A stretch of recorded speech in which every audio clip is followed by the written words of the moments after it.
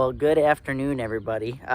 This video is going to be very ad-lib because, one, I didn't get the content that I thought I was going to because, well, it is April 8th now, and we got a lot of snow, a lot of moisture, and we still got a lot more coming. I was hoping we would have the drill out and be planting some wheat by now, but we're not. So we got a couple different things going on in the farm mix, and I'll talk about a few of those things for you guys.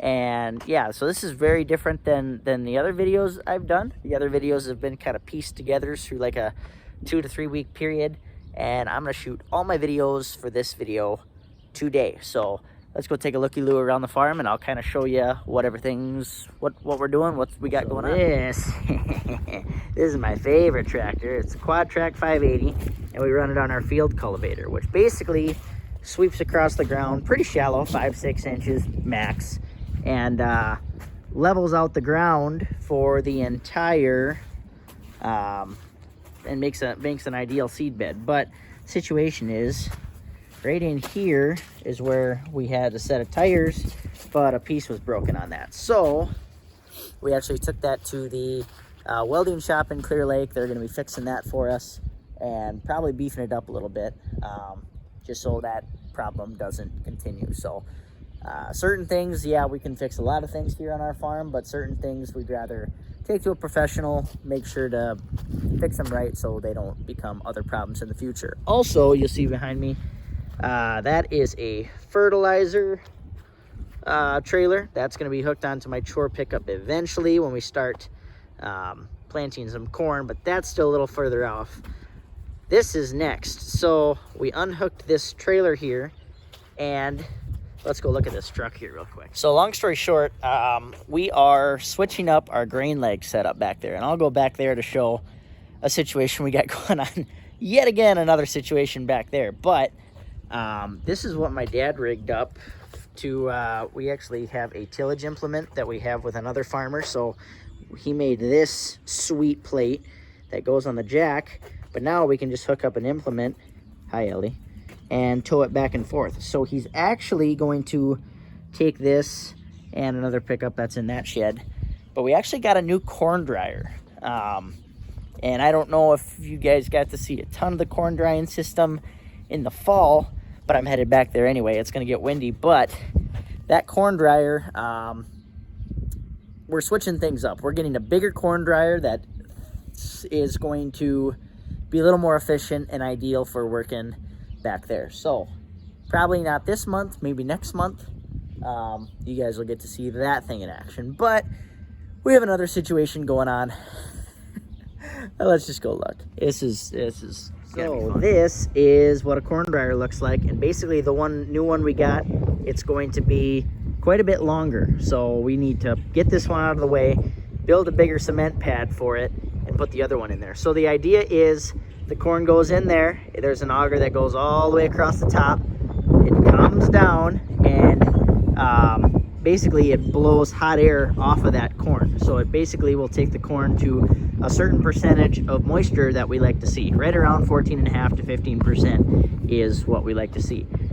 So the difference is this new dryer is going to be longer, it can do more capacity, but we're ideally going to do the same capacity, but it will also cool the corn in there, which sometimes in this big bin that it goes in, we're dumping in corn that's relatively hot. Sometimes it's coming out of that dryer at about 130 degrees, which is okay, but it's not ideal because all that moisture and that hot corn, as it cools, it gets a lot of moisture and condensation in this bin. So ideally, changing out this dryer with the different one we're getting will be better because we'll dry, in theory, the same amount of bushels per hour, but half of that dryer, this one will do it too, but half of this dryer, this new dryer we're getting, will cool the corn too. So instead of coming out here into this drag system that'll go up the leg and into this bin, it'll be coming out of here at more like 80 degrees rather than 120, 130, which will be a whole lot better and less headaches in the long run. At least we hope.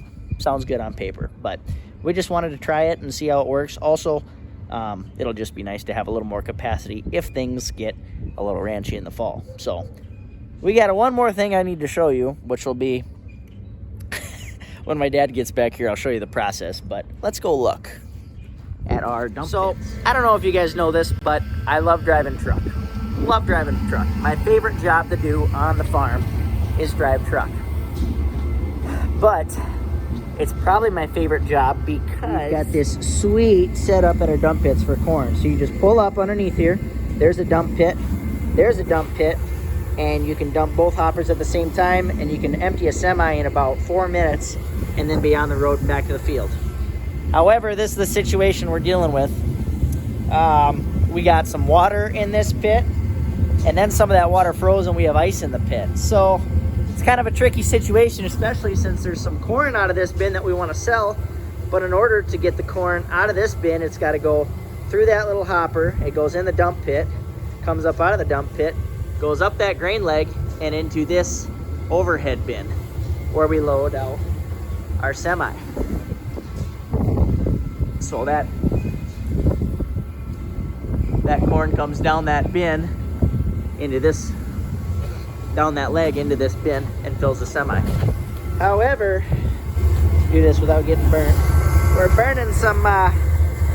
burning a diesel heater here, and just about all of our ice is gone. I'll see if I can do this without dropping my phone. That'd be real cool if I did.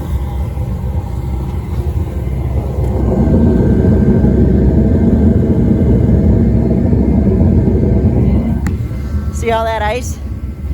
That's not supposed to be there. So hopefully my dad went to run an errand. I've got a couple more bookwork things to do. Hopefully when he comes back, we'll get that situation taken care of. Fingers crossed. Here she is.